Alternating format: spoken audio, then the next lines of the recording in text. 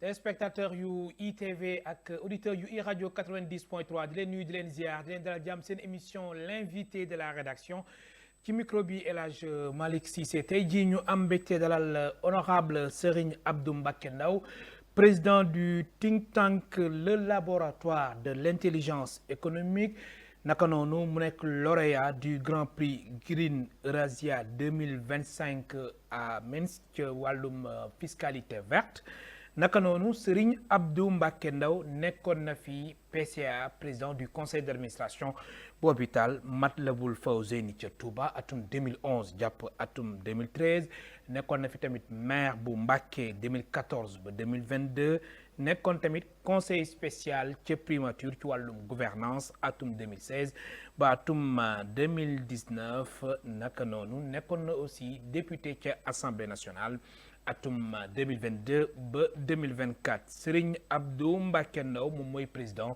du mouvement pour la solidarité internationale ci atum 2012 2005 ba 2007 nekkoon tamit conseil spécial ci communauté rurale bu Touba Serigne Abdou Mbacké Ndao ku ko wax tamit ni observateur la xam na bu baax a baax tolluwaayu réew mi daf koy bàyyi xel moo tax tey ñu invité ko si l'émission l'invité de la rédaction man la dalal jàmm ci plateau l'invité de la rédaction fii si ITV ak iRadio 90.3 Serigne Abdou Mbacké Ndao jërëjëf El Hadj Malick ñu ngi lay sant bu baax ci invitation di nuyu Sénégalais yëpp.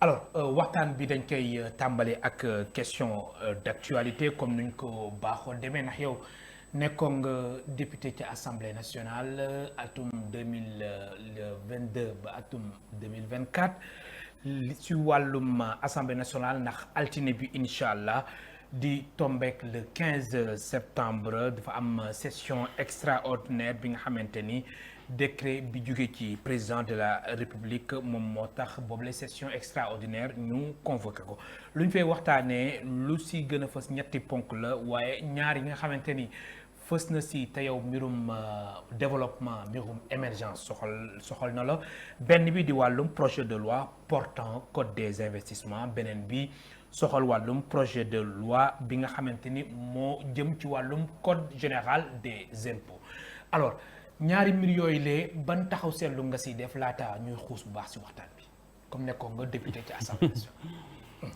jërëjëf d'abord code des investissements dafay permettre Sénégal mu mën a am un doing business bu attrayant c'est-à-dire plus le code gën a woyof gën a ubbeeku gën a yaatu dana permettre investisseurs yi ak bailleurs de fonds yi mën a ñëw Sénégal pour investir fii pour créer de la valeur ajoutée ci cadre boobu nag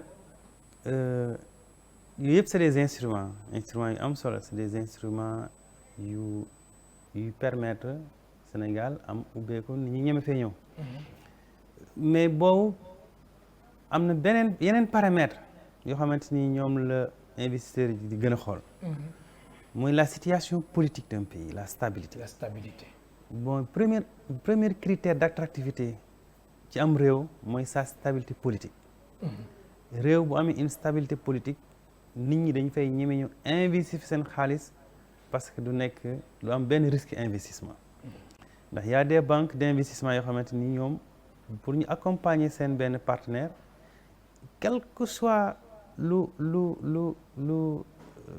environnement d'affaires bi favorable quel que soit lu situation économique bi amee doole mais dañuy xool le risque investissement risque investissement boobu ba ci njëkk nag mooy la stabilité politique d'un pays ba ci topp ñu xool la situation économique est-ce que réew mi économiquement am nañu xaalis pouvoir d'achat buy permettre que li nga fa bëgg a produire li nga fa bëgg a installer da nga ko mën a commercialiser bi ci topp bokk na ci la situation sociale elle est très importante ndax cette situation sociale dafay huiler li nga xamante ni mooy entrée en marché bu entreprise boobu wala organisation boobu bëgg ñu installer ci dëkk bi ba ci toppit mooy le niveau d'éducation mooy technologiquement est-ce que le plan technologique est-ce que réew mi am na ay cadre am na ressources humaines de qualité buy permettre li nga bëgg a investir foofu nga mën a am vraiment benn support boo xamante ni dañ ko mën a doxal ni ñu ko war a doxalee à moindre coût. bi ci des nag mooy l'environnement. L'environnement des affaires. L'environnement des affaires. Oui. te environnement des affaires boo xoolee ñu koy porte mooy le secteur privé. moo tax le professeur Amartya Sen bi créé IDH les indices de développement humain. dafa wax ni pour qu'un pays soit émergent il faut des institutions fortes impartiales mais aussi un secteur privé dynamique. donc kon environnement des affaires il faut ñu am des institutions fortes et impartiales. mais aussi un secteur privé dynamique parce que une croissance secteur privé moo koy porté mooy liggéey créer emploi créer des ressources. générer ko une ventilation de la monnaie ñëpp gis ci seen bopp bu ko defee ñu mën a am une croissance soutenue bu ko defee dund gi stable te environnement boobu aussi il faut ñu bàyyi ci xel. bi ci des nag mu door a ñëw mooy la législation. kon projet de loi bi daanaka dernier rempart la. ci dispositif yi tax un pays am une attractivité un pays aussi am un doing business donc élevé. am na solo alors li nga fi jot a énuméré yëpp ak tamit climat des affaires beeg est-ce que gis nga ko jamono ji ci réew mi. vous savez il y a un nouveau régime bu am beneen vision des choses ci ni réew di doxee vision bu bees boobu nag mën na nekk en déphasage ak rythme bi àddina bi doxee comme mën na nekk en phase ak rythme bi doxee léegi nag quel que soit lu mën a xew régime bu bees bi ñoom ni ñu gisee noonu la ñuy mën a doxee parce que loolu lañ jaay Sénégalais yi. loolu it dañuy obligé subir ko muy lu dëgër muy lu neex parce que loolu mooy li nga xamante ni mooy vision politique gu président de la République. li ñu jox le premier ministre pour mu liggéey ko ak le gouvernement. mais ñu bàyyi xel ne les données bien les paradigmes de développement ont évolué entre-temps. ndax boo xoolee depuis quelques années ñuy wax di jëm ci la multipolarité. multipolarité ku ko wax mooy léegi États-Unis rek doonatul pôle boo xamante ni da nga cay wéeru nekk en sécurité financière. Union européenne rek non mais am na les BRICS bu taxaw imposé ndax les BRICS déjà ñoom ñooy représenter 45% des populations mondiales. di représenter 32% du PIB mondial. donc bu ñu dikkee la communauté économique eurasiatique taxawaat donc yooyu c'est des contrepoids yooyu tax maanaam l'économie mondiale a un tout petit peu changé de paradigme loolu nag suñu gouvernants yi dafay baax ñu bàyyi xel ne suñu partenaire yu yàgg yi nga xamante ni ñoom lañ yàgg àndal waruñ leen a bàyyi mais aussi war nañu ubbeeku vers d'autres horizons pour mener d'autres types de relations dans le domaine des affaires parce que àddina bi dafa ubbeeku. nous sommes dans un monde ouvert. donc kon projet de loi bi ñi ñaan rek 15e législature bi yàlla may leen. lucidité ak taxawaay boo xam danañ def lu yeneen législature yi jàll def. am na solo ndax ñun jaar nañ fa 2 ans. li 14e législature liggéey ñun xam nañ ko. mais nag réew boo ko bëggee boo defee lu baax junni kii lay remplacer da ngay bëgg mu def ñaari junni wala ñetti junni bu fekkee bëgg nga réew mi. mais du trait aussi tamit léeg-léeg nga joxe orientation pour sa ñëwaat. alors si partenaires yi nga xamante ne na nga jàpp ni Sénégal waru leen bàyyi loolu soo ko waxee sa xel dafay dem si tamit FMI Fonds monétaire international digganteem ak Sénégal. FMI moom dama ciy wax benn cas rek. muy 1,9 milliard de dollars bii FMI joxoon Sénégal. accord de financement boobu yàlla dafa dogal le lundi 13 novembre 2023. Mamadou Moustapha Ba invité ma ne ma demain à CICAD dañu war rencontrer le FMI. Ça sera un forum de haut niveau sur le financement du fonds climat. Moul Moussa Waba l'ancien ministre des finances et du budget. yàlla dogal na jour boobu Mamadou Moustapha Ba moo ubbi. Edouard Gamayel moo si topp. bi mu paree ministère de l'environnement ñu jël parole. bi ñu paree quelques organisations après amoon naa chance jël ci parole. kon fekkee nga ko. fekkee naa ko kenn nettaliwu ma ko.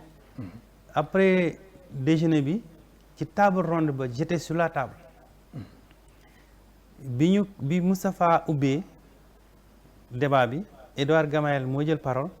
après ñu jox Maguette Niang directeur général du budget sortant. bi ñu paree ñu jox Amath Tidiane Diop directeur de la comptabilité publique sortant. et du trésor. bi mu paree ci la Edouard Gamayel reprendre la parole Moustapha tëj. Edouard Gamayel c'était le mardi chef de mission bu FMI. oui c'était le mardi 14 novembre 2023. ñu teg quelques jours après les plénières Moustapha yaa na ko yàlla xaral jënn ni ma c'est conseil d'administration FMI réunir nañu ba accordé nañ ce programme de financement. loolu pour dire que Sénégal xaalis boobu mu jot c'était par rapport au climat. c'est du fonds climat. ce fonds climat du Sénégal rek mais Afrique yëpp dañ ko umpale.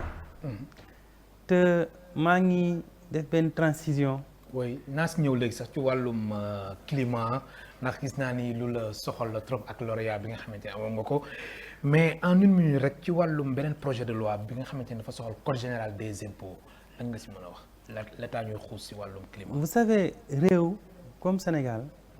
ci ñeenti ween rek la muy nàmpe. benn bi mooy les recettes fiscales les recettes non fiscales. les appuis budgétaires ou bien aide au développement. Ou bien les emprunts. Trop d'impôt tue l'impôt. Mais l'État mën na teg des conditions qui permettent nit ñi ñeme ba aller vers la formalisation de leurs activités. bu ko def éventail bi gën a yaatu ndax tout ce qui est abrégé dans la suffisance est préférable à l'abondance pleine de difficultés. Sëñ Tuubaa ko wax ci Nahjul Qadaa'il Haaj fi zarxi sayxuna del haaj mu ne tout ce qui est abrégé mu ne wa kullu ma xalla bi liktifaa'i xayrun zil kasiril maanaay. Sëñ Tuubaa nee na ñu laaj nit ñi lu yam dajale ko mu bari moo gën ñu laaj ñu bëri duñ nangoo joxe.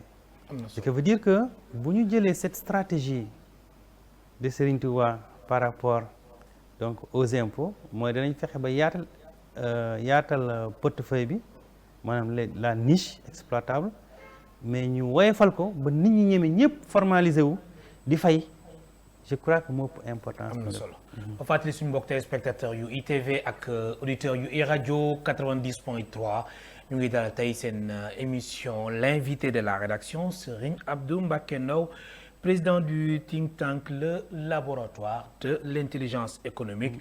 am jaar-jaar tamit gu am solo ci ay pàcc yu bëri naka noonu nekk lauréat du Grand Prix Green Eurasia 2025 nga xamante ni wàllum fiscalité verte la soxaloon alors foofu sax laay taxaw ci wàllum changement climatique mbirum climat soxal na la alors lauréat nga nekk lauréat du Grand Prix Green Eurasia 2025 mu nekkoon namu Sénégal nga xamante ni médias yi donc relayé bu am solo loolu yëpp dafay wane ni yow engagement bi nga am ci wàllum changement climatique. voilà changement climatique sama première inspiration mooy sëñ Abdou Mbacké borom dër bi doomu sëñ Touba la. en 1957 le journal Paris-Dakar Patrice Diouf mi ngi ciy bind. ne la première récolte de 1957 de sëñ Abdou borom dër bi. était de 360 tonnes fruits, légumes, céréales et poissons. loolu daf ma inspiré ci lu bari tu jëm ci gàncax. je me rappelle en 1992 fekk na maa ngi inscrit ci benn ñu ngi ma inscrit ci benn institut DDA en Suisse. may def formation en distance sur l'environnement et l'action sociale. Lire naa en 92 benn livre mu nekkoon le compte rendu du forum de Manchtenweiler en Suisse. Ce forum de Manchtenweiler était un forum préparatoire pour la conférence de Rio de Janeiro de 92. Brésil bi war a organiser COP 30 bi dafa amoon jafe-jafe. wax na day dagg la forêt de l'Amazonie commercialiser ko fay ay borom yi ci des mu mën a am un financement pour ces projets. ñu xam ne la forêt d'Amazonie mooy le premier puits carbone mooy le premier poumon vert du monde. ñu kii duñ ko bàyyi. ci le programme des Nations Unies jóg taxaw pour que ñu mën a fekki Brésil waxtaan ak moom jàppale ko baal ko liñ ko mën a baal liñ ko mënta baal ñu mën a tegg yenn taux d'intérêt yi accompagner ko. mais loolu Brésil ci fulla la ko teg ak fayda.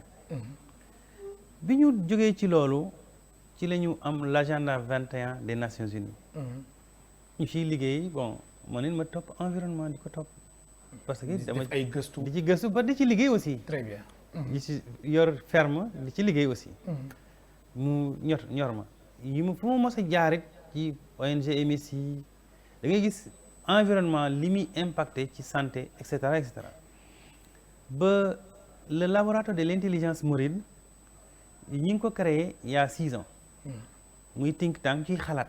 pour def beaucoup de production intellectuelle ba 2025 bi Green Eurasia muy la communauté économique eurasienne bi ñu organiser concours bi ma postuler présenter un projet de la fiscalité verte. L'écofiscalité. développer ko présenter ko mu jël 3e parce qu'il y avait 3000 candidats. oui ñu présélectionné 296 suñu laboratoire génn 3e. le 25 juin 2025 bi à Minsk Biélorussie sous la co-présidence du président Alexandre Loukachenko et président Vladimir Poutine ci la ñu décerner donc les prix pour labelliser donc le projet de fiscalité verte mais aussi yaatal ko aussi. am na foofu moom commencé na yaatu ci communauté bi parce que bi ma ñëwee 9 jours laa def ñu invité waat ma à l'île de Sakhaline. derrière le Japon pour ma dem présenter une conférence sur l'écophilosophie multipolaire. am na solo c'est ça. alors lu ñu desee si ay simili taxu ko bëri noonu moo tax foog ñu xuus bu baax si waxtaan bi wàllum gàncax bi nañuy dese ni environnement gis nga remaniement ministériel bi nga xamante ni moo amoon samedi bi ñu génn le 6 septembre ci at bi ñu nekk di atum 2025 mu am changement ci boppu ministère de l'environnement et de la transition écologique professeur Daouda Ngom bi ko jiite woon léegi moom dañ ko fa jëlee yóbbu ko mu nekk ministre de l'enseignement supérieur de la recherche et de l'innovation docteur Abdourahmane Diouf mi nekkoon ci bopp ministère boobu la ñu yóbbu ko environnement alors très rapidement changement bi nga xamante ni moom nga gis foofu la est-ce que jàpp nga ni lu opportun la. de toute façon avant may dem Sénégal avant may dem à Minsk. bindoon naa le ministre de l'environnement. pour informer ne ko maa ngi dem ci rencontre de haut niveau sur le climat. bindoon naa le ministre des finances parce que li may doxi fiscalité verte la. bindoon naa le président de la République parce que bëgguma mu gis ma devant 7 chefs d'État. oui des BRICS et communauté économique eurasiatique. te yëgul mu gis ma fa te yëguma. bëgguma aussi le premier ministre gis ma fa tamit te duñu xam lan la. moo tax j'ai informé le ministre de l'environnement tontu na ma ak tontu yi rafet mais li am solo mooy l'Afrique moo yore le 2e puits carbone au monde. muy le bassin de Congo. donc il faut un leadership fort africain. pour permettre à ce que ces 30 milliards de dollars que le programme des Nations Unies war a jox Afrique ak les pays ak les zones les pays vulnérables les pays exposés d'ici 2030 ñu joxe ko te loolu nag il faut un leadership fort africain. te boo xoolee 3 milliards de dollars rek lañ joxe ko. beneen bi ci topp mooy ki jël premier. mooy waa Terratec. Terratec ñoo yor l'agence commerciale de Roscosmos.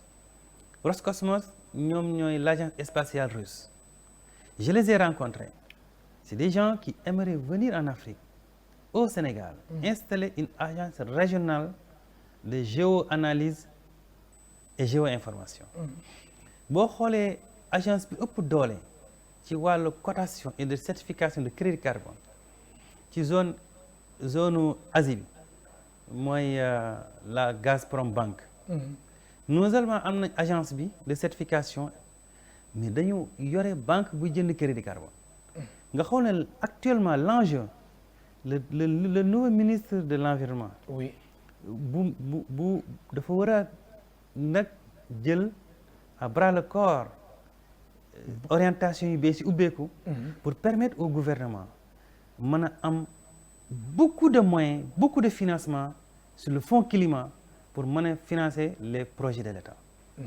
loolu nag loolu ngay xaar ci moom la ñuy xaar ci moom pour jàppale ko ci aussi teg ko ci ay orientation ndax déjà la Gazprom Bank intéressé na leen pour ñoom un bureau régional en Afrique pour les certifications et l'achat du crédit carbone boo xoolee la Terratec pareil et cetera donc addina bi dafa ubbeeku le monde est ouvert te ñun Afrique boo xoolee c'est dommage que ñun les gaz à effet de serre 4% lañ ciy produire et ñooy dund conséquences yi gën a métti ci changement climatique beneen bi ci topp boo xoolee ce qui est paradoxal mooy l'enveloppe commerciale africaine 2500 milliards de dollars la te 2500 milliards de dollars yi boo xoolee moom mooy li ñuy jënde li ñuy lekk li ñuy naan li ñuy consommer xool fii lépp dañ ko importer donc kon ñi nga xamante ñoo ñuy jaay produit yi ñoom ñooy polluer atmosphère bi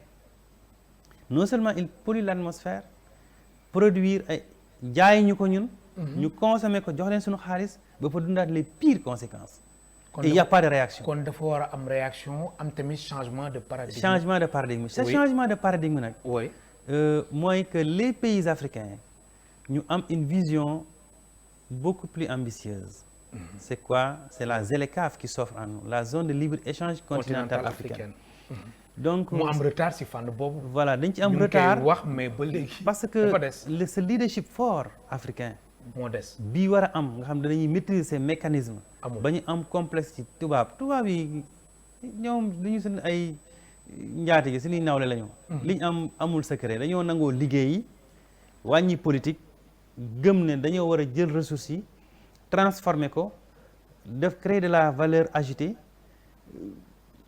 jaay ko seen biir jaay ko ci àddina bi te loolu ñi ko mën mooy le secteur privé donc may exhorter notre président de la République mu jàppale secteur privé pour que le secteur privé d'un pays moom mooy développer am réew kon lépp lu mu mën pour jàppale le secteur privé alléger leen teg même un programme de relance avec beaucoup d'avantages yi leen permettre ñu mën a jóg ndax bu dul loolu xoolal Sedima jaay nañ ko Patisen jaay nañ ko yeneen société ñi ngi leen di jaay même BTP bi yeneen société aussi ñi ngi def dépôt bilan dem ci sous-région bi xam naa ci ñu bari le secteur du BTP en ralenti léegi nag ci intérêt état la pour ñu créer condition benn climat favorable aux affaires ba pare teg si état au Sénégal amal li ñuy wax discrimination positive en faveur du secteur privé national si yenn marché yi nga xamante ne dañ koy jox les entreprises étrangères vous savez dañuy waxtaan nag te yàlla tax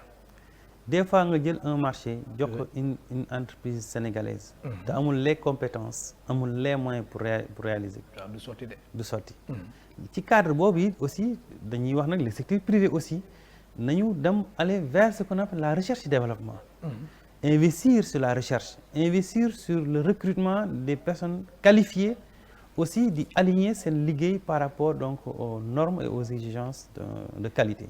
Très bien alors 5 minutes moo ñu desee Serigne Abdou Mbacké Ndao président du think tank le laboratoire de l'intelligence économique nekkoon maire naka noonu nekkoon PCA am jaar-jaar yu bëri nekkoon tamit député ci assemblée nationale waxoon naa ko si début émission bi parcours gu am solo alors élection législative yi passé soobu woon nga si mais apparemment dama def benn constat daf mel ni da nga xaw a am tuuti retrait ci wàllum politique qu'est-ce qu'il y a da nga ko bàyyi ak politiciens yi nekk sa mbiru bopp nga xamante ni wàllum lépp jëm ci wàllum orientation sa ay xalaat nga orienté ko vers le développement wàllum émergence wala lan moo xew.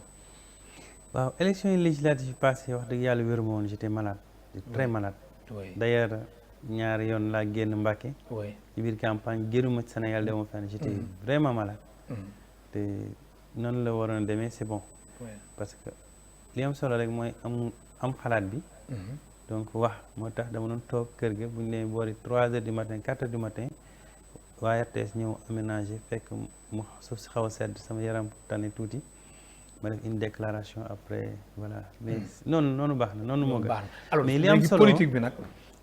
politique xam nga vous savez gis nga politique vision la moi j'ai fait la stratégie. j'ai un MBA en stratégie de gestion des organisations un MGO en stratégie d'internationalisation. mais niveau boo nekkee niveau stratégique fi ngay gisee politique da nga naan la politique est une vision. la politique est stratégique. réew man Abdou Mbacké Ndao mënuma heure bu ma génnee bitim réew je vends mon pays danaa ko jaay ba nit ñëpp yaakaar na Sénégal a gën ci àddina. mënuma ma am ñu may surveiller li ma bàyyi xel ci àddina bi. ma bokk ci ay organisation yu bari organisation am fi ay ambassade chaque semaine ñu def bulletin. donc mënuma gëmloo yenn nit ñi yenn affaire ci Sénégal ak Afrique ba pare di duggaat am un discours contradictoire donte gis naa lu ma neexut wala gis naa lu ma bëggul je préfère écrire à l'autorité. buñ demee ba jamonoy politique nekk jot su ma bëggee politique wala su ma bëggut a politique loolu beneen affaire la. mais période bi ñu toll mooy Sénégal ak Afrique. toll nañ ci situation yoo xamante ni moi je suis pour des critiques constructives. parce qu'on ne peut pas détruire en construisant c'est pas possible.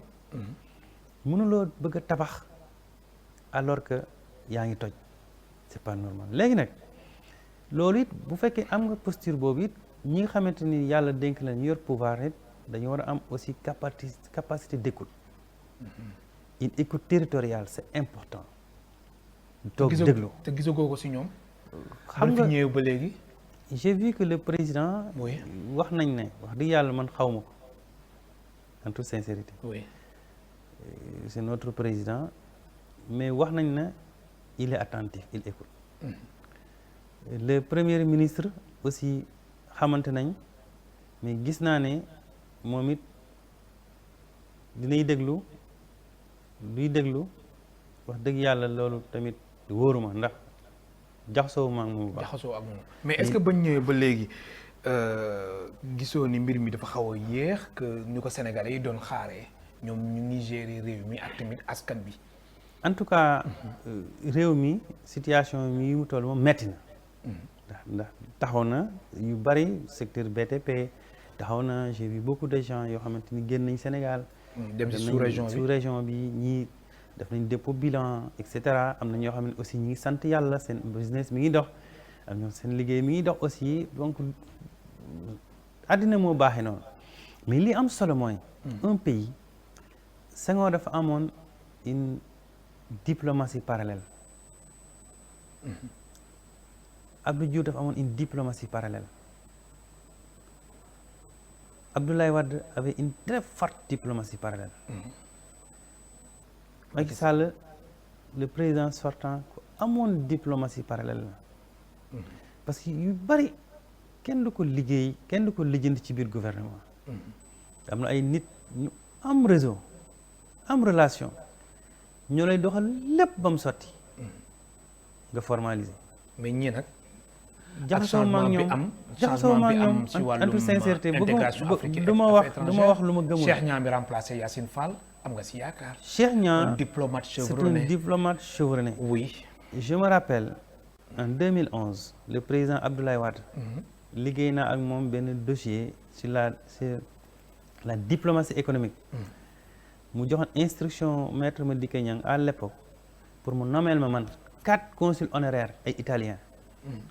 pour ñu propositionner leen ci yenn dëkk yoo xam ñoom ñooy porter cette diplomatie économique. vous savez moi j'ai fait beaucoup de forums dans le monde forum yi baax na mais li muy am ci résultat c'est tellement faible ndax li ngay am ci ay promesses ak ay figures yu bëgg a feeñ chef d'entreprise yu bëgg a feeñ ci seeni télé bëgg am promotion d'image ak la réalité diffère. ma bu doon man danañ gën a promouvoir la diplomatie économique. Promouvoir cette diplomatie économique ba ci njëkk mooy gën a liggéey ci l'image du Sénégal. liggéey ci l'image du Sénégal d'abord mooy sur le plan politique. il faut ñaari mbir. il faut l'État xam ne ku yenu tabletu nen du bëre. benn donte mooy doole jépp ñaareel bi il faut que les politiciens nekk à l'opposition ñu xam ne le monde a changé président Abdoulaye Wade mas na maa wax ma dégg mu ne lim gën a réccu maa toog de ak Serigne Abdou Samad bokk na ci bi mu nekkee opposition maanaam xeex yi mu doon xeex loolu da ko rattrapé ci image du Sénégal 26 ans ci wàllum maanaam xeex yooyu yëpp bi mu nekkee président mi ngi doon rendre compte ne c'était pas la bonne ndax rattrapé na ko. kon loolu ngay digal ñi fi nekk. moom laa leen digal que actuellement li passé na. ñu sàmm image Sénégal mais nañu fexe ba gën a jiital dialogue ak waxtaan. que affrontement. parce que li muy yàqal Sénégal da nga jël avion daw ci pendant 5 ans. alors que ñetti image rek yàq ko boo xamee nag le doing business ak les relations internationales. alors et l'environnement des affaires. alors très rapidement rek en 10 secondes ci wàllum image Sénégal xanaa sa xel dafay dem ci wàllum déclaration premier ministre waxoon ci wàllum falsification des chiffres yi nga xamante ni moom la fi régime bi passé def. vous savez ak dette bu ñu fi bàyyi la dette lourde. vous savez man dinaa nekk à l'aise pour wax ci. parce que man duma Benno Bokk Yaakaar duma Pastef